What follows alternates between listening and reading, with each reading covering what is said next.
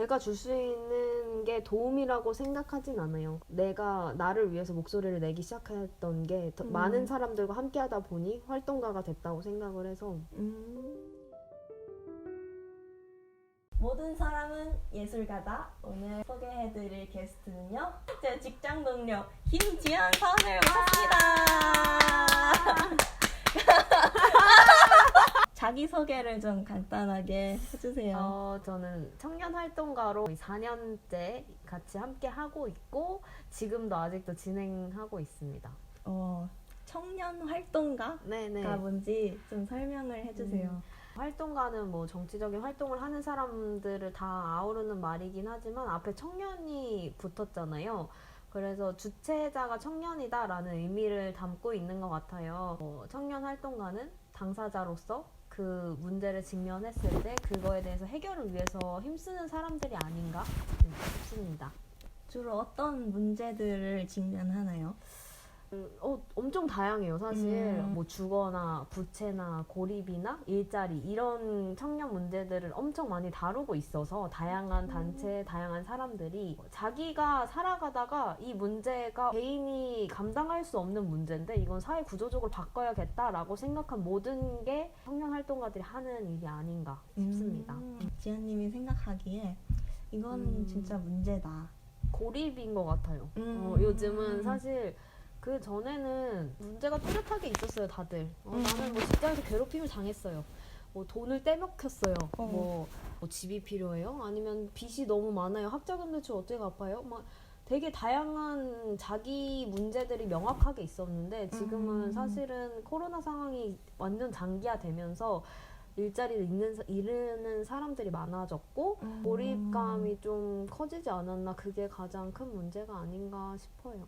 지금은. 만약 예를 들면 올해에 뭔가 발굴해내야 되는 의제들이 있을 거예요. 뭔가 이뤄내야 되는, 우리가 이슈화를 시켜야 되는 목표 의제들을 뽑아. 그걸 우리 이거를 이슈 파이팅을 해보자. 그럼 사람들 관심을 모아보자. 이렇게 되는 거예요. 그래서 그 주제에 막 모일 수 있도록 노력을 해요. 홍보도 하고 모임도 만들고 함께 얘기도 나누고 이렇게 하면서 그 이슈에 대해서 사람들의 관심이 높아지면 그거를 어쨌든 우리는 끝은 정책에 반영되는 거거든요. 그게 그렇게 바뀌었을 때는 어쨌든 더 많은 사람들이 혜택을 볼 수 있다라는 생각이기 때문에 사실 그 목표를 위해서 계속 달려가는 거죠. 근데 그게 1년, 2년에 되는 경우는 거의 없기 때문에 되게 끊임없이 그리고 더 많은 당사자들을 이끌어내는 게 우리의 활동의 주된 그런 과정인 것 같아요. 그렇구나. 네. 그 얼마 전에 저희 회사에서 그 빵을 이렇게 구워서 나눠준 적이 있어요. 그날이 어떤 날이었냐면 청년 기본법이 만들어진 날이었는데 맞아요. 네, 제 1회 청년의 날. 네. 제정되고 나서 1회. 나서 1회 청년의 공식적인. 날. 그날을 그냥 기억하고 있는데 어떻게 보면은 첫 성과라고 할 수 있을까요? 사실 저는 청년기본법이 뭐 제정돼야 된다 목소리를 높였지만 그 얘기가 나온 건 정말 오래전부터라 사실 지금은 청년이 아니게 된 사람들의 공이 더 크다고 생각을 해요. 저는 보통 이렇게 이게 문제이지 않나? 라고 생각하는 순간부터 이 법으로 실제로 이렇게 반영이 되기까지 기간이 평균적으로 얼마나 걸려요? 그거는 때에 따라 달라요. 평균적으로는 제 느낌상 그래도 정말 문제다! 와! 이렇게 되면 좀 빠르긴 한데 5년, 6년은 걸리는 것 같아요. 빠른 맞아요. 게 5년, 6년? 사실 확실하진 않습니다. 아무튼 오래 걸린다. 네, 오래 걸린다. 지속적으로 계속 꾸준히 관심을 갖고 맞아요. 계속 해야 되는구나. 그게 참 힘들죠. 뭐 작가와의 공통점을 찾자면 끊임없이 계속 나아가는 거 그건 것 같아요. 한 주제를 가지고 포기하지 않고 네네 그런 게 비슷하지 않나. 끈질기게 물고 늘어지는 좀 무서운 쪽으로 가는데 끈질기게 이 문제를 해결하고 말리라. 해내자. 왜 안 하냐 계속 막 요구하고 왜 안 해주냐 뭐 이런 식으로. 근데 계속 요구를 하고 그거에 대한 답이 되게 느리게 이렇게 왔을 때 계속 기다림의 연속일 것 같은데 지치거나 답답하다 못해 막 화병이 날 것 같거든요. 뭐야, 해보셨나봐요. 저는 옆에서 계속 보니까 이 좌절감과 어떤 패배감으로부터 벗어나는 방법이 있나요?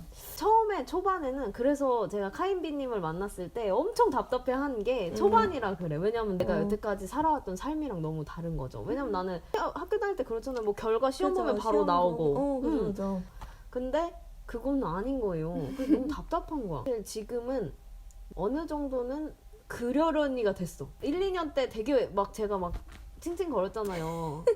근데 힘들어했죠. 네. 많이 막 위로해줬는데 근데 이제는 약간 시간이 오래 걸린다는 걸 어느 이해하고 그만큼 뭔가 내가 더 뭔가 꾸준하게 한다라는 생각으로 하죠. 꾸준하게.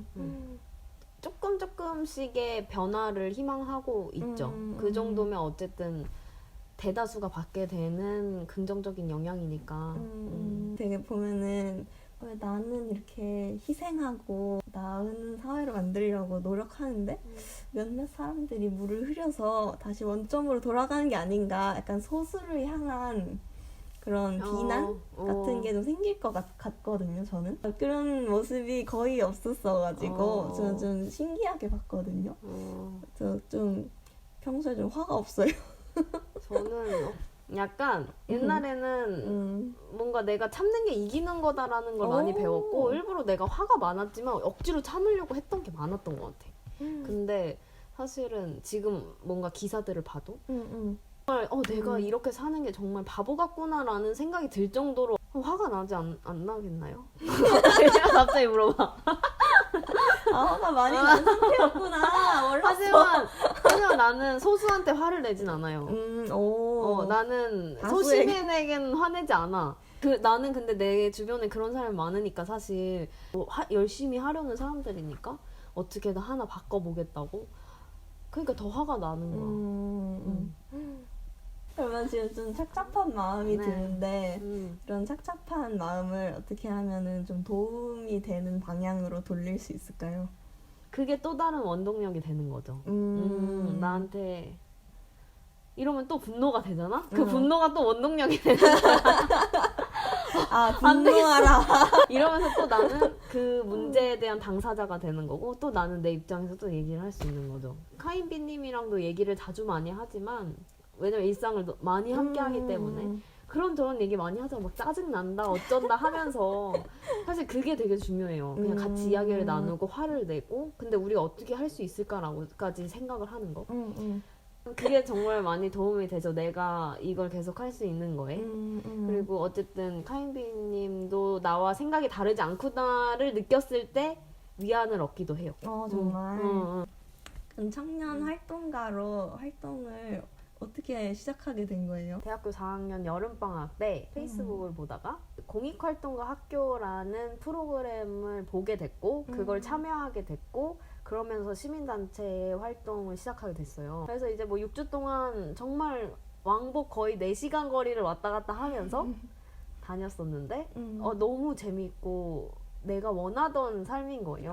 이게 어떻게 보면 수익 창출 활동과는 거리가 멀잖아요. 어떻게 운영이 되는지 좀 궁금한데 노동 쪽 분야 같은 경우에는 후원을 받아요. 시민들한테 후원을 받아서 그 후원비로 뭔가 행사를 할 때 필요한 지출비라든지 이런 거는 이제 운영비로 하고 그 외의 것들은 거의 봉사죠, 사실은. 왜냐면 저는 후원비를 저도 내고 있기 때문에.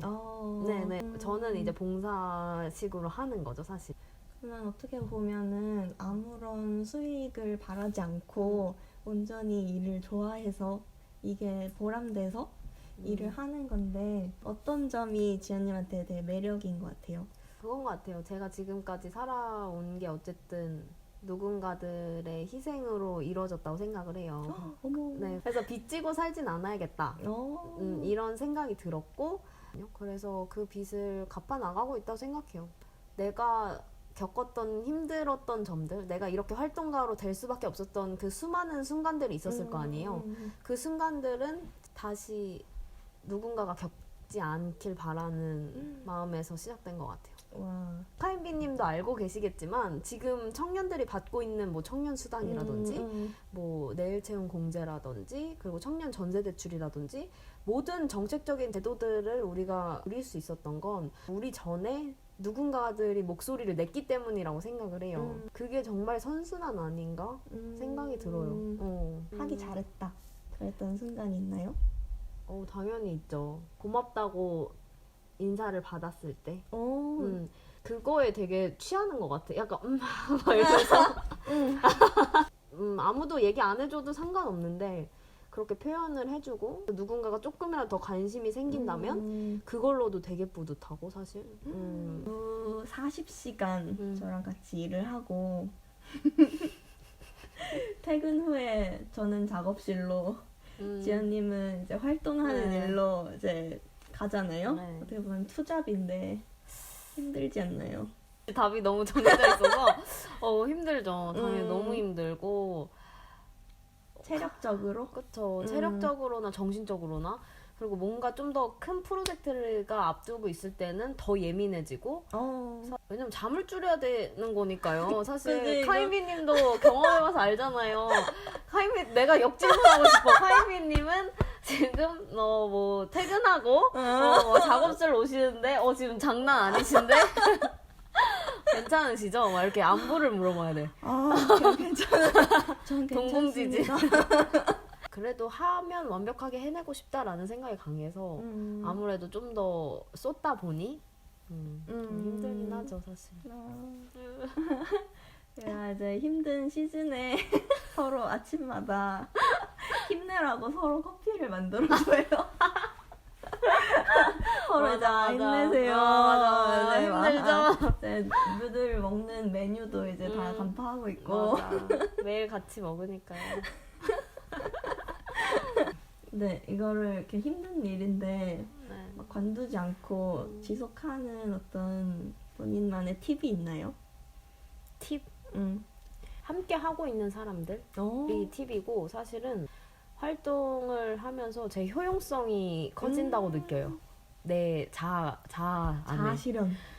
효용성, 내가 활용되고 있구나. 내가 쓰임이 있구나. 내가 쓰임이 있구나를 엄청 크게 느껴. 그래서 사실은 그냥 팁이라고 한다면 그런 걸 느끼면서 잠을 자는 거지. 말하면서 일요일 하루 잘 살았어. 그래 맞아. 그래요. 그냥 뭔가 혼자 시간도 보내고 사실 제가 쌍둥이거든요. 쌍둥이랑 같이 시간도 많이 보내고 여행도 뭐 가고 그러면서 힐링하고 힐링하지 않나. 지속하려면 힐링이 주기적으로 필요하다. 그보다 먼저 잠을 자야 된다. 자야 된다. 겨울잠 자듯이 자야 돼. 지연님이 이 활동을 통해서 추구하는 어떤 궁극적인 목표가 있을까요? 그러니까 사람이 존중받는 사회가 됐으면 좋겠어요. 와, 사람이 존중받는 사회. 서로 존중하고 배려하고. 사실 우리만 봐도 문제될 게 없잖아.